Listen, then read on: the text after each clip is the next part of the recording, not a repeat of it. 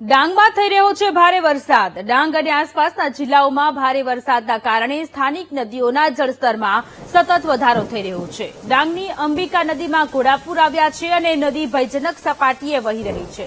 નદી કિનારાના ગામડાઓને એલર્ટ રહેવા માટે તંત્ર દ્વારા સૂચિત કરવામાં આવ્યા છે, તો આ તરફ તંત્ર પણ એલર્ટ મોડ પર છે।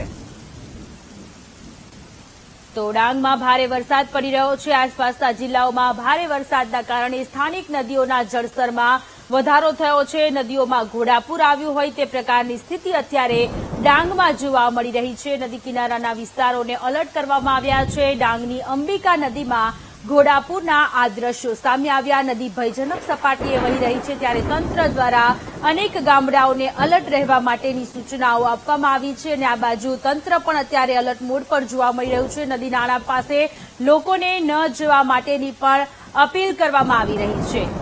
તો રૌદ્ર સ્વરૂપ આ નદીઓનું જોવા મળી રહ્યું છે। દક્ષિણ ગુજરાતમાં ઉપરવાસમાં ધોધમાર વરસાદને કારણે મોટા ભાગની નદીઓ અત્યારે બે કાંઠે વહી રહી છે, ત્યારે ડાંગના આ દ્રશ્યો છે। ડાંગની અંબિકા નદીના આ દ્રશ્યો છે। રૌદ્ર સ્વરૂપ અત્યારે અંબિકા નદીનું જોવા મળ્યું।